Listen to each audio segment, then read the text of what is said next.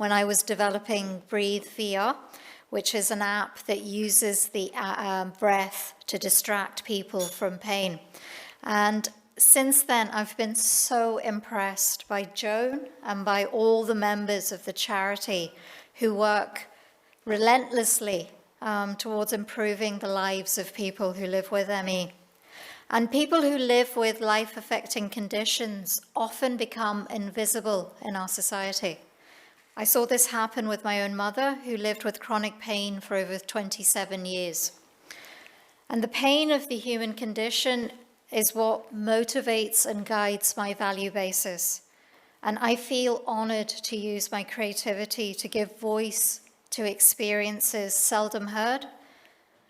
ME is a global phenomenon that to this day is deeply misunderstood and misdiagnosed. And invisible illnesses such as ME also tend to disproportionately affect women, and so create another unique obstacle for patients, where differences in the way male and female patients are treated. And for instance, in September 2021, a study was published in the Journal of Pain that found that when observers looked at both male and female patients complaining of the same level of pain, the observers still noted that the female patients were in less pain.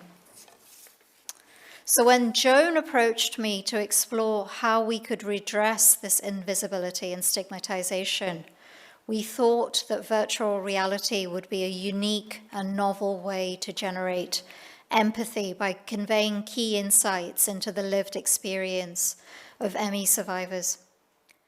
And it's important to know that all the words are from real people who live with ME, as we want people to understand the challenge faced by people living with ME.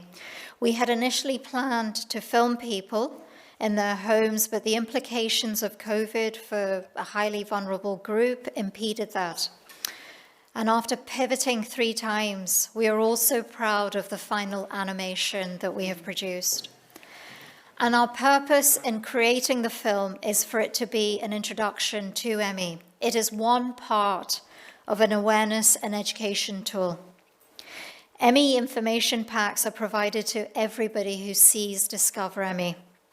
And I have to say a huge thank you to NI Screen for awarding us funding, and that Discover ME has now won 4 awards: Global Shorts, Pinewood Liftoff Global Network, Best Shorts Competition, and Delta International Film Festival. So thank you for listening, and I now welcome you to watch Discover ME.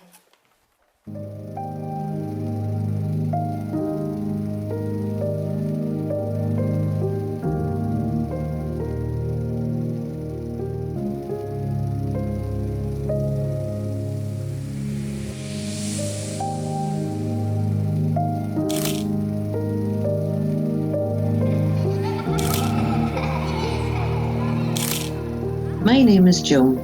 I am a mother, a wife and a daughter.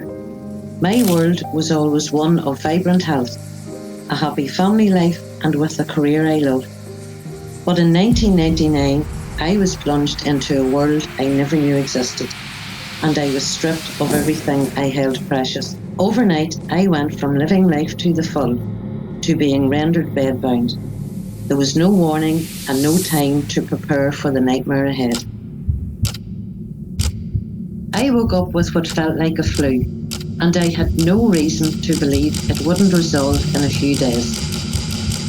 But as the months passed by without improvement, and routine blood tests came back normal, I was told it was just a virus. I felt nauseated, dizzy, and so weak I had to be carried to the bathroom. My limbs felt too heavy to even turn in bed. I felt chilled, then sweating profusely. My heart raced when I tried to stand upright. Daylight hurt my eyes, noise made all the symptoms even worse, and my entire skin hurt so much I couldn't even brush my hair. I felt confused and disorientated as I lay staring at the ceiling or curled up in the fetal position, waiting and expecting every day for normal life to return. My GP said he had seen this before and desperately hoped it wasn't ME.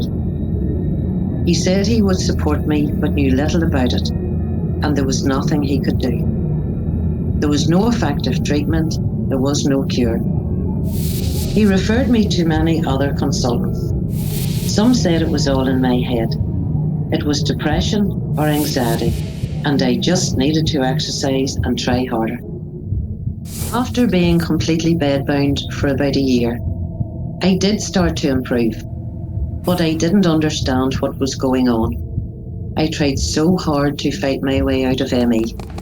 I had a family to look after, I had a career, and I had a life to live. Unfortunately, no doctor I had turned to for help was aware of the risks of overexertion and didn't know to warn me against the multiple attempts to push myself back to work. Instead, that pushed me into severe ME, leaving me bedbound for another 7 years. I learned the hard way about the defining feature of the disease, post-exertional malaise. That is, a worsening of all symptoms on minimal physical or mental exertion. But it was too late, as the irreversible damage was done. The horrendous symptoms of ME remain with me to this day, and I am now forced to live within my severely reduced energy envelope, 21 years on from sudden, barely induced onset ME. I wish all medical professionals would consider reading just one educational booklet, the Adult and Paediatric International Consensus Primer, by experts who have treated more than 50,000 patients. Our lives could be transformed through this short educational tool. I wish the medical profession was properly educated about ME.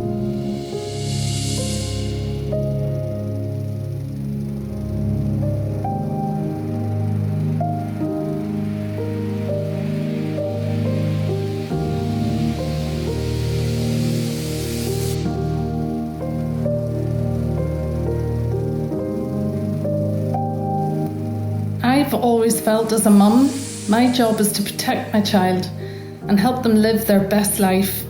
But when your precious child is suffering and they ask you when they are going to get better, to be like their friends, but you know you can't help them, the pain is devastating. As a doctor with unexplained fatigue, it just didn't cross my mind that it could be ME. I had been taught ME was a condition whose very existence was debated. Yeah, I was a charge nurse for 20 years at the Royal Victoria Hospital in Belfast, and one day I was unwell and I eventually got a diagnosis that I had ME. That was 27 years ago. It's unbelievable to think about that. I was a health professional, but I was accused of faking my illness. It made me feel sad and disappointed that I had to fight to be believed.